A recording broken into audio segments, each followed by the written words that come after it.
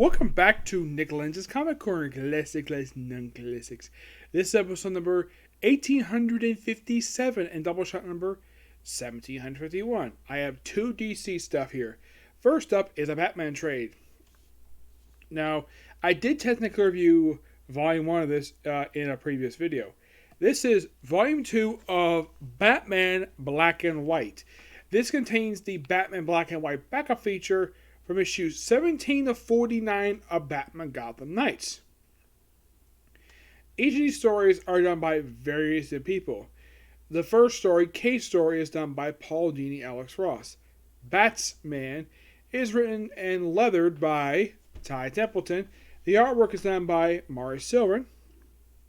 A Matter of Trust is done by Chris Claremont. I think it's the second one he's done for this one. Steve Rude, Mike Buckingham, do the artwork for Matter of Trust. Night After Night is written by Kelly Pudick, artwork by the late Tim Sale. Fortunes, done by Stephen T. Seagal. He does it already. The artwork is done by Daniel Torres. To Become the Bat is done by Warren Ellis. And artwork by Jim Lee. Two guys basically who do have some history together. And I believe Jim Lee, not long after, I think just a few years later, he would do the critically acclaimed Batman Hush. Some people call it overrated, and basically it felt like a bit of like it was so obvious who Hush was. My opinion, I think it's a great story. Batman with Robin the Boy Wonder, written and drawn by John Byrne. We have Broken Nose, written and drawn by Paul Pope. Greetings from Gotham City, done by John Arisi, with artwork by Tony Solms. Hide and Seek, done by Paul Levitz. Yes, Paul Levitz, the same guy who was a long-running writer for League of Superheroes. With Paul Ravichin doing the artwork. The Riddle is done by Walter Simonson. Artwork by John Paul Leon. A Game of Bat and Rat. John Archie again. With John Bushmer on the artwork. We have Scars done by Brian Azzarello, who actually, some years after this, would actually do a full story arc for Batman. And this is nothing I reviewed by him. I'm happy to review. You have Eduardo Russo, who does the artwork. You have Blackout. Now, normally, he would also draw this too, but nope, he does not draw this one. Nope. It's written by Howard Shankin. Great, I do enjoy this guy's work. But he does not do the artwork. It's done by John Barnett. That's interesting. We have Guardian done by Alan Barnett. Artwork by I have met at Comic-Con. Jose Luis Garcia Lopez. Snow Job by Bob Grinder and artwork by Kyle Baker, The Black and White Bandit, Dave Gibbons. He writes and draws this one. Funny Money, the late Harlan Ellison. I say late because I don't think he's actually alive anymore. Artwork by Gene Ha. The Bet's another Paul Dini story with Ronnie Del Carmen on the artwork. We have Tom Payer doing this writing for Stormy Air with artwork by the late Jim Cullen and Tom Palmer. The Bat No More, written by Alan Grant and Enrico Barriga. And this guy does have experience writing Batman, because I believe at the time he had just recently, just a year prior, had just wrapped up his run for Shadow of the Bat. Yep. The first story is it's called Case Study.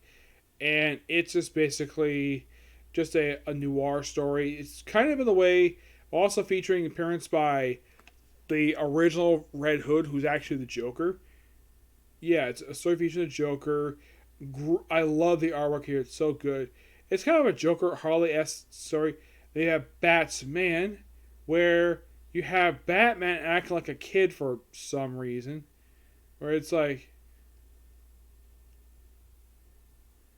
where he's like eating dinner with Selena Kyle of all things. Yes, Selena Kyle, Catwoman. Or apparently he's like, they got bats. And apparently he asked her to leave me alone. And Selena Kyle had been there for 20 minutes. Really? It seems like 9. Yeah, this is the one done by Ty Templeton.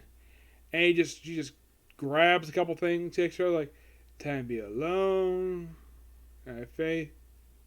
I'm alone. Yeah, and then we have the flocking signal. And he comes as Batman in this goofy looking attire. He had this old man, Commissioner Gordon. who he tends to basically give a heart attack to with a paper bag. For reasons. Why he's coming to his office on the rooftop, I have no idea. Let me show off this artwork. And now, this is a very silly Batman attire. Yes, and for some reason, the artist decided to give him this silly outfit. He acts like a kid dressed up like a freaking superhero. And he's got like shorts, like real legit shorts, like regular boots. I mean, the only thing that look like legit is probably his shirt and cape. And he's got bats hanging from his ears. I'm like, what the heck is this? And then basically he's like fighting, he's like beating up. The appearance by apparently Nightwing, the original Boy Wonder. I'm like, okay, what the heck is this? And we have apparently Robin. Who this is, don't know. Where apparently he's wearing the regular Robin attire, except he's wearing glasses and very little hair. We have Nightwing. Yeah, Nightwing is this guy right here on the far panel. The one next to it is Robin. And apparently have Azrael show up in the story. Yes, Azrael. Why Azrael's here, I do not have any idea. We have apparently Catwoman here, along with, looks like to be a version of Batgirl, possibly. It's probably because Nature came Batgirl. And apparently you have, whoever this woman is basically shoving her face in Batwoman's, her chest in Batwoman's face. And then apparently appearance by, looks like Talia Go acting like Catwoman for some reason. Don't know why. And apparently looked like he's about to kiss her because she's hot. And she apparently just pulls a gun at him. Yeah, for some reason they have Talia act like Catwoman for some reason. Everyone's like dragged away. And then you have Batman get to his Batcave. Maybe dust off. And apparently Robin and Alfred get the crap beat out of her for some reason. Wait with me, I want to be alone. Okay. Alone. For this only alone. Only then I can read the latest issue of my favorite comic book. And what's the favorite comic book? Superman. You read the story, I'm like, what the heck did I just read? Because it's a bizarre story that Ty Templeton came up with. It's a semi-realistic Batman. Also see on his cave like little batlings. It's a okay story, no less. A matter of trust. Basically, it's a... I think this is supposed to be... We have Robin. A woman named Robin. All About Trusting. Will feature a kid. It's an interesting story. Chris Columbus usually good writing stories, but this is probably the first one I can think of for Batman. And you have a Tim Sale story with art by Kelly Pudick. He's Batman working out, saving some people, and then basically a flashback when just before the Waynes were killed. Yep. And you have Fortunes. There's a lot of really good stories here. Just that one Batsman is just so bizarre to say the least. Become the Bat is something like a murder mystery. I love the art by Jim Lee, which is so good. Who knew Jim Lee could do really good artwork under basically the black and white stuff? Yep. And plus you have Batman with the Boy Wonder. That's the name of the story. Written job by John Byrne. And I love the fact they actually John Byrne brought back the classic logo from the 60s and 70s. Yes, this actually I think it's far back. I think it started in the 50s. I think they stopped using this style of logo with, I think it was the 80s. I think it was when they finally stopped doing this. Yeah, but love the artwork here. Yeah, broken nose, like Batman with a broken nose the whole time. Yeah, trying to fight crime with a broken nose. Yeah, really good stuff here. I love the black and white stuff. Nothing really bad here per se. But yeah, just really good stuff. Here, I'm going to give this trade roughly we give it a 9.5 out of 10. Just really good. All right, next up it is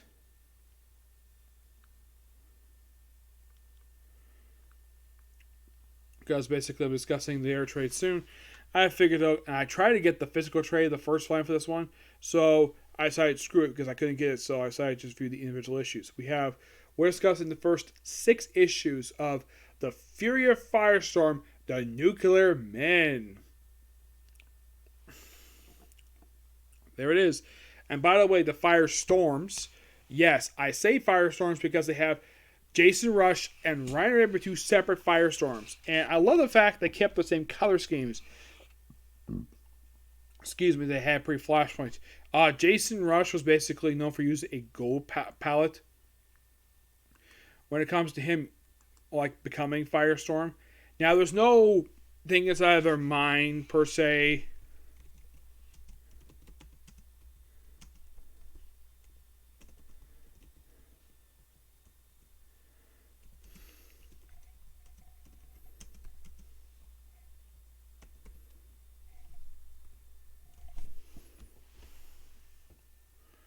Let's see if we can find it here. Let's see. Because these issues are written by Ethan Van Sciver and Gail Simone. Now, Ethan Van Sciver is not known for his writing per se. He does do the first 11 issues of this book, which I'll get to when I get to volume 2. And the only thing he did was Untold Tales of Blackest Night. That's the only thing he wrote. Yeah, and this came out like roughly just a year prior to him basically doing that one. Let's see, what story did he do the artwork for?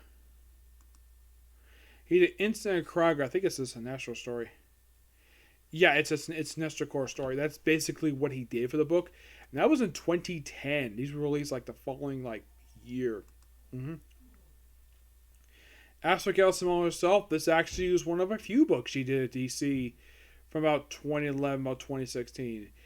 One of a handful of books. The only books she did were that I can think of were Batgirl, The Movement.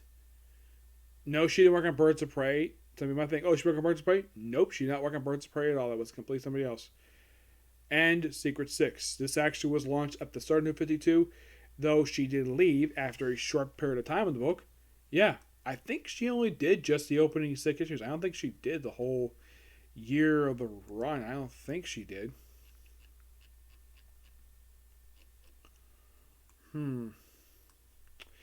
Let me take a look at that just to make sure, because I think she just did the opening 6 issues. Yeah, she just did the opening 6 issues, and that was it. Yeah, that was it. Do not know why she just did just this opening story arc, but yeah, my guess is she probably had too much on her plate with doing this book and Batgirl. She just focused on Batgirl, mostly up until issue 34. She just skipped officially about 3 issues of that run. She skipped issues 17, 18, 25, and I believe she skipped issue 30, and that was it. Yeah.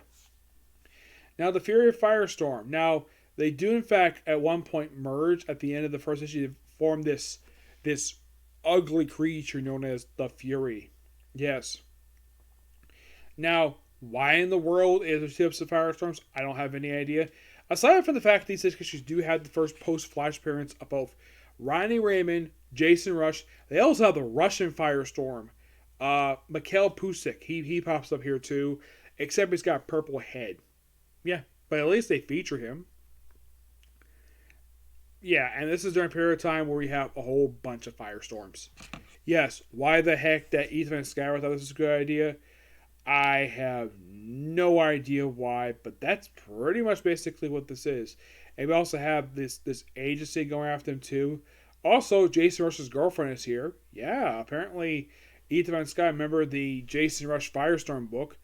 I don't remember who wrote it, because I know that the original volume was mostly done by like people like Jerry Conway, Joey Cavalli, and John Osweiler did the original book. Yes. That was the first volume, of course, but mostly the second volume, which is basically what was the longest volume of the series, was most like Jerry Conway, and mostly was taken up by John Osweiler. The volume 3 one, which is basically the run preceded just before this one, that was done by mostly one writer. Yeah, that's done by Don Jolie. I believe this is the guy. I think he just did the entire volume. I think he did the opening story arc. No, I think he did the whole 36 ish. No, actually, no, he didn't. He left issue 13. Yeah, I don't know why, but he left. And he got replaced by Stuart Moore. Yeah, they had him write the book. And it was definitely for the remainder of the run. Because remember, this book was like 36 issues when I read it. So, no, he didn't do the last couple issues. Those are done by the last issue, 35, is by Dwayne McDuffie. Yep, Dwayne McDuffie did that volume. And if you're curious, how long did Fear of Firestorm Nuclear Men last for? The answer is 20 issues. No, I'm not kidding about that. It was literally 20 issues. Yeah.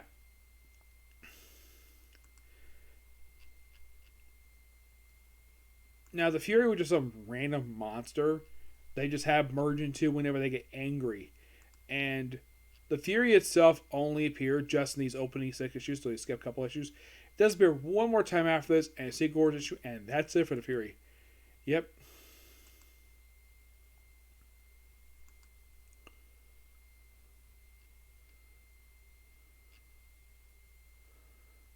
Because I remember Jason Rush had a girlfriend in the one of the runs, anyways.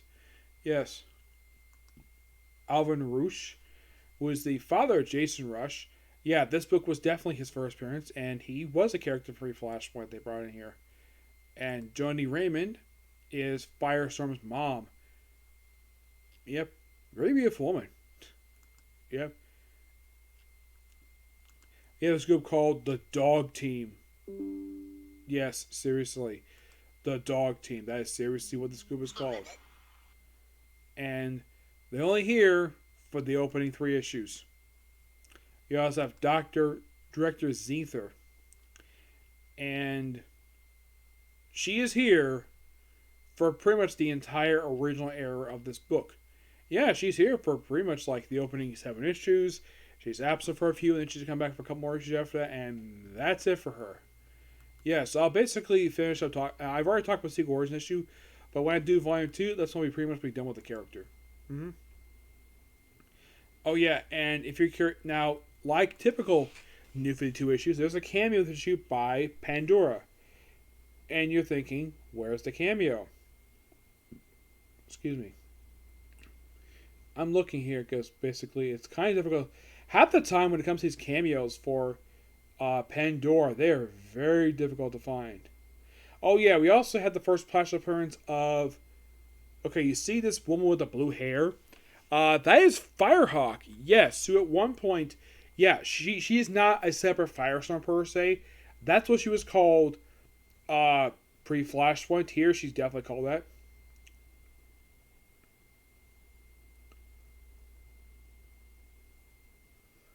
Now, I'm going to look for and show you off the Pandora cameo because she does make a cameo in this book. Yeah, and she did this for the first and second wave of books, but then for some reason they stopped having her appear for these cameos, probably because basically the whole Firestorm stuff. Actually, it's more like New Wave is basically stopped doing because I think at that point is when Pandora got her own solo book. Let's see if I can find her here. Where in the world is her cameo?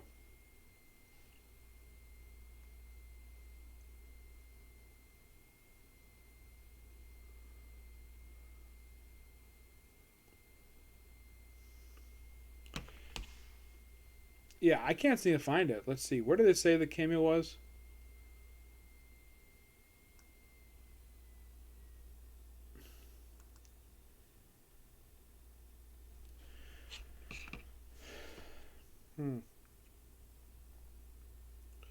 I might try to look that up here. This panel where apparently like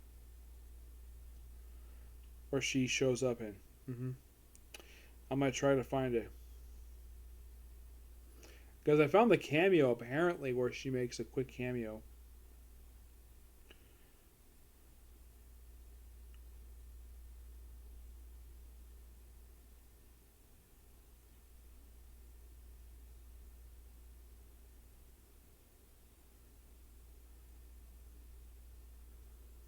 Ah, here she is.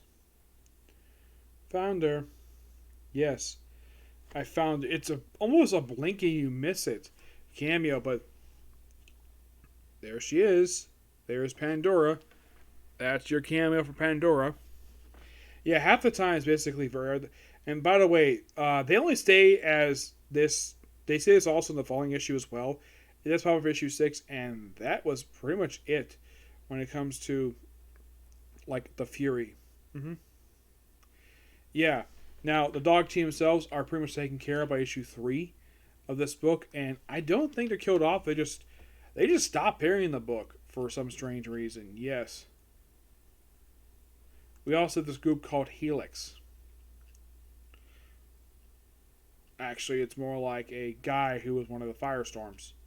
Yeah, he appears in this issue 0, and that's it for the book.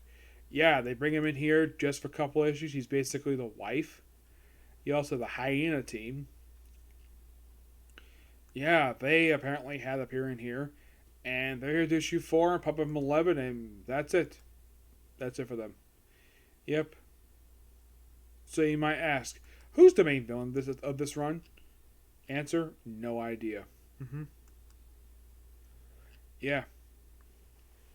But in issue 2, we do have the first appearance of, well, Martin Stein. Yeah, he appears in here too, except he's not part of Firestorm. Nope, because normally Firestorm is 2 guys exposed to a particular radiation, and they have to hold hands and become Firestorm. Not the case this book, no, but they just say the word Firestorm and become Firestorm. Though, when New Red takes over, they fix this problem because this was a dumb idea to begin with. I mean, 2 separate Firestorms.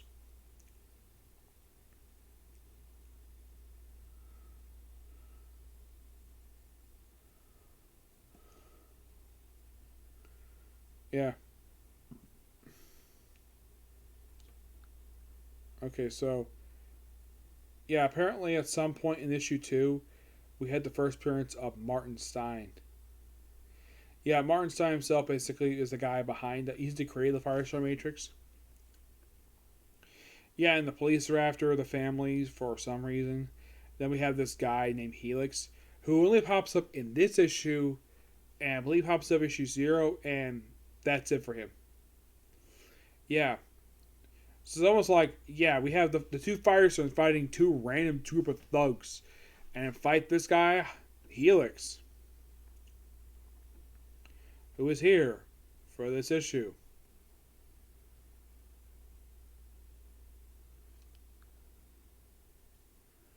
Yep.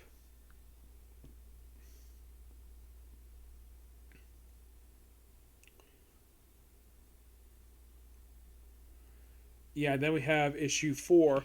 I believe issue 4 is the debut of the Russian Firestorm. Yes. Malachi Pusik. Yep, this is basically his debut, which is interesting. They threw him in here. It calls him Pusar. But yeah, he is definitely one of the Firestorms. He basically was one half of the Firestorm from pre-Flashpoint. He's the creation of John Ostrander. And Joe Pre made first appearance back in Fear of Firestorm Annual number 5. Yep. Yeah, why in the world did issue 4 to introduce him? I have no idea. Mm-hmm.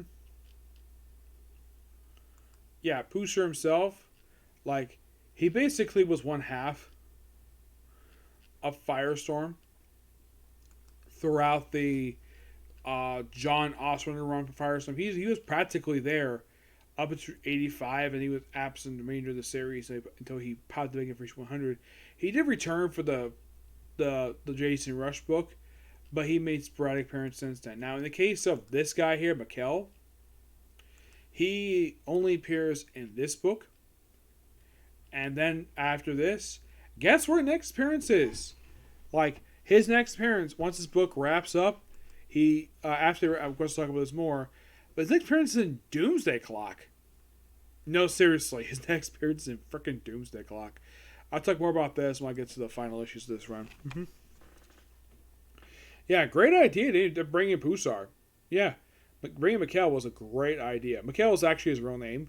But yeah, it's great they brought him in, but they redesigned him. Yes, And there he is. There's Pushar, aka the Russian Firestorm. And, well, he is here. I'm glad they introduced him because he is one of the guys who want to have Firestorm. He's a Firestorm in here, but he's like the Russian Firestorm.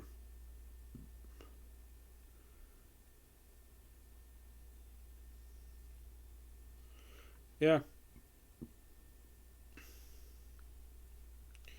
Now, aside from the fact that we got to choose the 3 Firestorms, any like new special characters or pre-Flashpoint characters who show up in this very book per se, aside from these 3? As far as I can tell, no. None of them do. Which is interesting to say the least. Excuse me.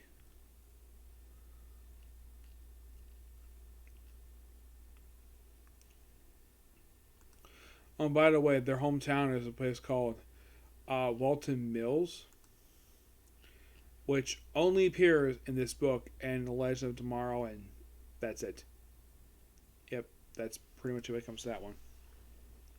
But yes, in the case of the first 6 issues, it does end in a cliffhanger, which I'll talk about more when I get to talk about Volume 2 of this particular run.